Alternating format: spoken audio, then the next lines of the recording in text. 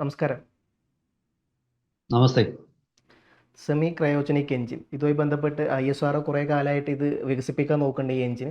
പക്ഷെ നടന്നിട്ടുണ്ടായിരുന്നില്ല. ഇപ്പോൾ ഏറ്റവും അടുത്തായിട്ട് ഒരു സ്വകാര്യ കമ്പനി ഈ ഒരു എഞ്ചിൻ രൂപീകരിച്ചു അല്ലെങ്കിൽ ഉണ്ടാക്കിയെന്ന് പറയുന്നുണ്ട്. അപ്പം ഈ ഒരു എഞ്ചിൻ്റെ യഥാർത്ഥത്തിൽ ഇതിൻ്റെ ഒരു വാല്യൂ എന്താണ്, ഇതിൻ്റെ ഇത്രത്തോളം പ്രത്യേകത എന്താണെന്നുള്ളതും എന്തുകൊണ്ട് നിലവിൽ ISROക്ക് ഇതുവരെ ഇത് ഉണ്ടാക്കാൻ പറ്റിയിട്ടില്ല, ബാക്കി എന്താ പറയുക ഇതിൻ്റെ പ്രത്യേകത എന്തൊക്കെയാണ്, എങ്ങനെയൊക്കെയാണ് ഈ വിഷയത്തെ നമ്മൾ കാണേണ്ടത് എന്നുള്ളത് സാറിൻ്റെ ഒരു അഭിപ്രായം എങ്ങനെയാണ് ഈ വിഷയത്തിൽ? ഇന്ത്യയുടെ സ്പേസ് രംഗത്ത് പ്രവർത്തിക്കുന്ന ഒരു സ്വകാര്യ കമ്പനിയായ അഗ്നികുൽ കോസ്മോസ് അവര് ഒരേ സമയം 4 സെമി ക്രയോജനിക് എഞ്ചിനുകൾ സിങ്ക് ചെയ്ത്, അതായത് അത് ഒരുമിച്ച് പ്രവർത്തിച്ച് ഒരു റോക്കറ്റിന് ശക്തി കൊടുക്കാൻ പറ്റുന്ന രീതിയിൽ ഒരുമിച്ച് പ്രവർത്തിപ്പിച്ച് വിജയകരമായി പ്രവർത്തിപ്പിച്ച് അതിൻ്റെ വാലിഡിറ്റി, ആ കൺസെപ്റ്റിൻ്റെ വാലിഡിറ്റി തെളിയിച്ചു. 4 സെമി ക്രയോജനിക് എഞ്ചിനുകൾ ഒരേ സമയം വിജയകരമായി പ്രവർത്തിപ്പിച്ച് ഇന്നലെയാണ് ഈ പരീക്ഷണം നടന്നത്. അപ്പോൾ ഇതൊരു വലിയ ചോദ്യമുണ്ട്. ഇന്ത്യയുടെ ഏറ്റവും വലിയ സ്പേസിലെ ഏജൻസിയാണ് സർക്കാരിൻ്റെ നിയന്ത്രണത്തിലുള്ള, അല്ലെങ്കിൽ സർക്കാരിൻ്റെ ഭാഗമായ Indian space research organisation ISRO. അപ്പോൾ ISRO വർഷങ്ങളായിട്ട് ഇത്തരം ഒരു സെമി ക്രയോജനിക് എഞ്ചിൻ വികസിപ്പിക്കാൻ ശ്രമിച്ചുകൊണ്ടിരിക്കുകയാണ്. നടക്കുന്നില്ല, ഇതുവരെ വിജയിച്ചിട്ട് നടക്കുന്നില്ല എന്നല്ല പറഞ്ഞാൽ പല പരീക്ഷണങ്ങളും വിജയിച്ചു എന്ന് പറയുന്നത്, പക്ഷേ പൂർണ്ണ രീതിയിലുള്ള ഒരു എഞ്ചിൻ ഇതുവരെ പരീക്ഷിച്ചിട്ടില്ല. അങ്ങനെ ഇരിക്കുമ്പോൾ എങ്ങനെ ഒരു സ്വകാര്യ കമ്പനിക്ക് ഇത് സാധിച്ചു? ഈ അഗ്നികുൽ കോസ്മോസ് എനിക്ക് വന്ന ഒരു 7 വർഷത്തിൽ താഴെ ആയിട്ടുള്ളൂ ഇത് സ്ഥാപിതമായിട്ട്. ഒരു സ്വകാര്യ കമ്പനിക്ക് സാധിച്ചത് എന്തുകൊണ്ടാണ് ISROയ്ക്ക് സാധിക്കാത്തത് എന്നൊരു ചോദ്യമുണ്ട്.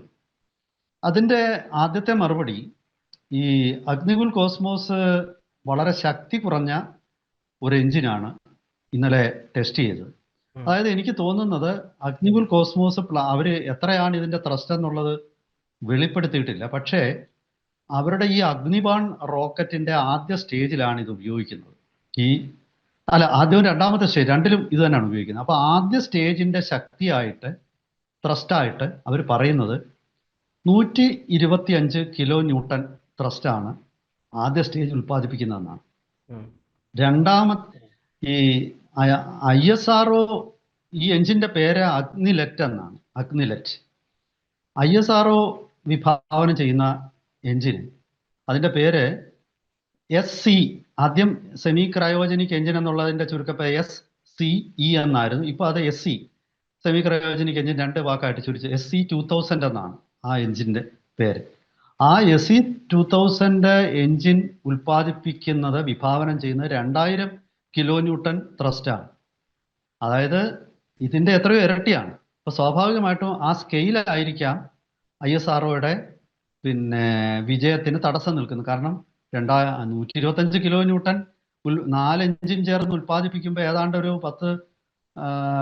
30-32 കിലോ ന്യൂട്ടൺ ആണ് ഒരു എഞ്ചിൻ ഉൽപ്പാദിപ്പിക്കുന്ന ത്രസ്റ്റ്. അതെവിടെ 32 കിലോ ന്യൂട്ടൺ എവിടെ കിടക്കുന്നു?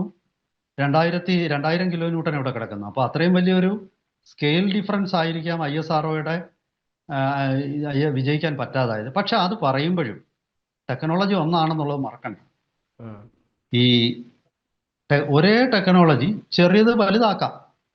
കാരണം നമ്മൾ ഡിസൈൻ ചെയ്തെടുത്ത, നമ്മൾ പൂർണ്ണമായിട്ടും നമ്മുടെ നിയന്ത്രണത്തിൽ ഉള്ള ടെക്നോളജി, നമ്മുടെ തദ്ദേശീയമായി നിർമ്മിച്ച എഞ്ചിൻ, അത് സ്കെയിലപ്പ് ചെയ്യാം. സ്കെയിലപ്പ് ചെയ്യുമ്പം ഒരുപാട് പരീക്ഷണങ്ങളും ഒരുപാട് വ്യത്യാസങ്ങളും വരുത്തുമായിരിക്കാം. പക്ഷേ അതിൻ്റെ പോസിബിലിറ്റി ഉണ്ട്. അപ്പോൾ ഞാൻ പറയുന്നത്, ഒരു തരത്തിൽ ഒരു പൊതുമേഖലാ സ്ഥാപനത്തിൻ്റെ പ്രവർത്തനത്തിലുള്ള അവർ ഹിന്ദിയിലൊക്കെ പറയും ചൽത്താഹേ ആറ്റിറ്റ്യൂഡ് എന്ന് പറയും. അതായത് സർക്കാർ കാര്യം പുറപോലെ നടക്കും എന്ന് നമ്മൾ മലയാളത്തിൽ പറയുന്ന പോലുള്ള ആ ഒരു ചിന്ത, ഒരു അലസത, അതും തള്ളിക്കളയാൻ പറ്റില്ല. ISROയുടെ പ്രവർത്തനത്തിൽ ഇപ്പം ISROയുടെ ഏറ്റവും വർഷങ്ങൾ ഒരു കുഴപ്പവുമില്ലാതെ പരീക്ഷിച്ച് വിജയിച്ചിരുന്ന PSLV എന്ന് പറയുന്ന റോക്കറ്റ് ഏറ്റവും ഒടുവിൽ അതിൻ്റെ 3 വിക്ഷേപണങ്ങൾ പരാജയപ്പെട്ടിട്ട് ഇപ്പോൾ അത് നിർത്തിവച്ചിരിക്കുക. അങ്ങനെയുള്ള ആ ഒരു സാഹചര്യമൊക്കെ കണക്കിലെടുക്കുമ്പോൾ സ്വകാര്യ മേഖലയുടെ ആ ഒരു അവരുടെ ഒരു കാര്യക്ഷമത തന്നെ ആയിരിക്കണം ഈ കുറഞ്ഞ കൊല്ലത്തിനുള്ളിൽ അഗ്നികുൽ കോസ്മോസ് എന്ന് പറയുന്ന സ്വകാര്യ കമ്പനിക്ക് ISROയ്ക്ക് സാധ്യമാവാത്ത ഈ നേട്ടം സാധ്യമായത് എന്ന് കരുതാൻ ന്യായങ്ങളുണ്ട്. അതൊരു ഭാഗത്ത്. ഇനി എന്താ ഈ സെമി ക്രയോജനിക് എഞ്ചിൻ എന്നൂടെ നമ്മളൊന്ന് പറയണം. കാരണം നമ്മൾ ഇത് പറയുമ്പോൾ പ്രേക്ഷകന് അത് മനസ്സിലാവണം. സെമി ക്രയോജനിക് എന്ന വാക്ക് നിങ്ങൾ സാധാരണഗതിയിൽ ഗൂഗിളിൽ അടിച്ചു നോക്കിയാൽ ഇന്ത്യയിൽ നിന്നുള്ള വാർത്തയല്ല വേറൊന്നും കിട്ടത്തില്ല. കാരണം ഈ വാക്ക് ഇന്ത്യയുടെ ശാസ്ത്രലോകം മാത്രം ഉപയോഗിക്കുന്നതാണ്. ക്രയോജനിക് എഞ്ചിന്റെ പകുതി ടെക്നോളജി അല്ല സെമി ക്രയോജനിക്. അത് കേൾക്കുമ്പോൾ അങ്ങനെ ഒരു തെറ്റിദ്ധാരണ വരാം.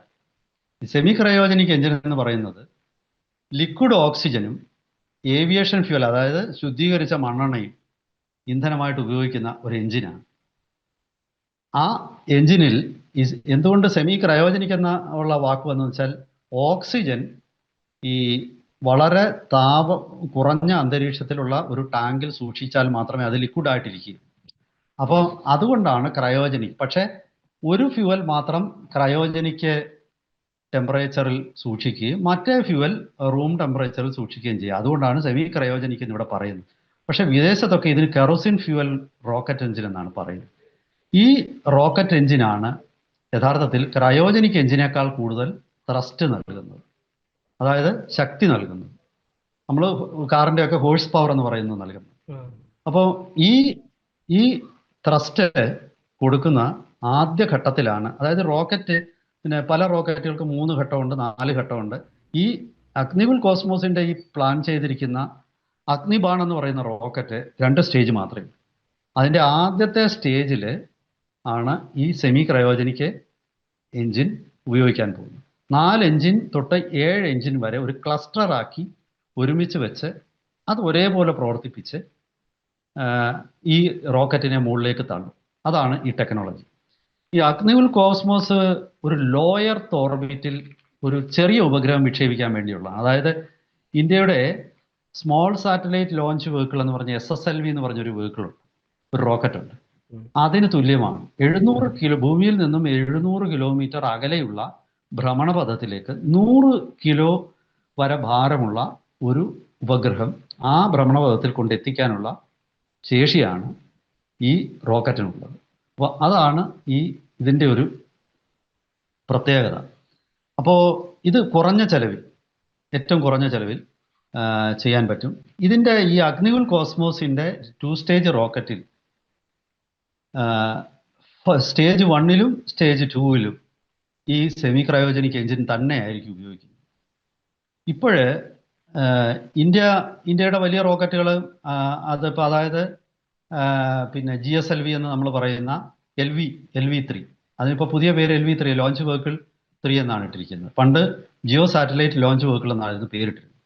അപ്പോൾ ഈ LV3-ലൊക്കെ സ്റ്റേജ് 1-ല് പിന്നെ അവർ ഇത് ഉപയോഗിക്കില്ല. സ്റ്റേജ് 1-ൽ വികാസ് എഞ്ചിൻ എന്ന് പറയുന്ന എഞ്ചിൻ ഉപയോഗിക്കുന്നത് പരമ്പരാഗത റോക്കറ്റ് ബൂസ്റ്ററുകൾ. ഫൈനൽ സ്റ്റേജ് 3-ൽ മാത്രമാണ് ഈ ക്രയോജനിക് എഞ്ചിൻ ഉപയോഗിക്കുന്നത്. ലിക്വിഡ് ഓക്സിജനും ലിക്വിഡ് ഹൈഡ്രജനും ഉപയോഗിച്ച് പ്രവർത്തിക്കുന്നതാണ്. അത് 3ാമത്തെ സ്റ്റേജിലാണ്. പക്ഷേ ഇപ്പോൾ നമ്മുടെ ഏറ്റവും ശക്തിയുള്ള ഞാനീ പറഞ്ഞ LV3 ഉപയോഗിച്ചാൽ പോലും നമുക്ക് 4.5 ടൺ വരെ ഭാരമുള്ള ഉപഗ്രഹങ്ങൾ ജിയോ സിങ്ക്രോണസ് ഓർബിറ്റ് എന്ന് പറയുന്ന ഭ്രമണപഥത്തിൽ, ജിയോ സിങ്ക്രോണസ് എന്ന് പറഞ്ഞാൽ ഈ ഉപഗ്രഹവും ഭൂമിയും ഒരേ സ്പീഡിലായിരിക്കും പോകുന്നത് ആ ഓർബിറ്റിൽ. അപ്പോൾ ഒരു സ്ഥലത്ത് തന്നെ കൃത്യമായിട്ട് ആ ഉപഗ്രഹം പൊസിഷൻ ചെയ്യാം. ഈ ലോ എർത്ത് ഓർബിറ്റിലുള്ള ഉപഗ്രഹങ്ങളുടെ ഒരു പ്രശ്നം, ഇപ്പം ഇന്ന് ഇന്ത്യയുടെ രാവിലെ 10 മണിക്ക് മുകളിലാണെങ്കിൽ അതിനുശേഷം അത് മറ്റു രാജ്യങ്ങളുടെ മുകളിലായിരിക്കും. കാരണം അതിൻ്റെ ഭ്രമണത്തിൻ്റെ സ്പീഡ് അങ്ങനെയാണ്. അങ്ങനെ സംഭവിക്കാതെ എപ്പോഴും ഇന്ത്യയുടെ മുകളിൽ തന്നെ പൊസിഷൻ ചെയ്യണമെങ്കിൽ, പ്രത്യേകിച്ച് കമ്മ്യൂണിക്കേഷൻ സാറ്റലൈറ്റുകളൊക്കെ, അതുകൊണ്ടാണ് ഈ ജിയോ സിങ്ക്രോണസ് ഓർബിറ്റിൽ, ആ ഓർബിറ്റ് എന്ന് പറയുന്നത് പരമാവധി ഭൂമിയിൽ നിന്നും 36,000 കിലോമീറ്റർ ഒക്കെ അകലെയാണ്. ഇപ്പോൾ 700 കിലോമീറ്റർ അവിടെ കിടക്കുന്നു, 36,000 കിലോമീറ്റർ അവിടെ കിടക്കുന്നു. അതാണ് അതിൻ്റെ ആ വ്യത്യാസം. അപ്പോൾ അത്രയും ഉയരത്തിൽ എത്തിക്കണമെങ്കിൽ അത്ര പവർഫുൾ ആയിട്ടുള്ള എഞ്ചിനുകൾ വേണം. അപ്പം 4.5 ടണ്ണിൻ്റെ റോക്കറ്റ് ജിയോ ട്രാൻസ്ഫർ ഓർബിറ്റിലാണ് എത്തിക്കുന്നത്. ആ ജിയോ സിങ്ക്രോണസ് ഓർബിറ്റിലേക്ക് എത്തിക്കാൻ മാത്രമേ ഇന്ത്യക്ക് കഴിയുള്ളൂ, 4.5. ഇനി അതിൽ കൂടുതൽ ഭാരമുള്ളതാണ് ചില കമ്മ്യൂണിക്കേഷൻ ഉപഗ്രഹങ്ങൾ. അത്തരം ഉപഗ്രഹങ്ങൾ ഈ ഭൂസ്ഥിര അല്ലെങ്കിൽ ജിയോ സിങ്ക്രോണസ് ഭ്രമണപഥത്തിൽ എത്തിക്കണമെങ്കിൽ താഴത്തെ വികാസ് എഞ്ചിൻ അടങ്ങുന്ന സ്റ്റേജ് 1 മാറ്റിയിട്ട് ഒരു സെമി ക്രയോജനിക് എഞ്ചിൻ താഴത്തെ സ്റ്റേജ് 1-ൽ ഘടിപ്പിക്കണം. അങ്ങനെ അതിനുവേണ്ടിയാണ് നമ്മൾ ഈ ശ്രമിക്കുന്നത്. പക്ഷെ ഇതുവരെ നമ്മൾ സെമി ക്രയോജനിക് എഞ്ചിൻ വികസിപ്പിച്ചില്ല. ഇനി വരുന്ന ദിവസങ്ങളിൽ അത് സാധ്യമാവും എന്നാണ് നമ്മൾ പ്രതീക്ഷിക്കുന്നത്. എന്തായാലും അതിനു മുമ്പ് തന്നെ ഒരു സ്വകാര്യ കമ്പനി അത് വികസിപ്പിച്ചു എന്നുള്ളത് ചെറിയ ദൂരത്തേക്ക് പോകുന്നതാണെങ്കിലും ചെറിയ ഭാരമുള്ള ഉപഗ്രഹമാണെങ്കിൽ കൂടിയും അവർക്കതിന് സാധിച്ചു എന്നുള്ളത് തീർച്ചയായിട്ടും അതൊരു നേട്ടം തന്നെയാണ്. ചെറിയ ചെറിയ കാര്യങ്ങളിൽ തുടങ്ങി സ്കെയിലപ്പ് ചെയ്യാമല്ലോ.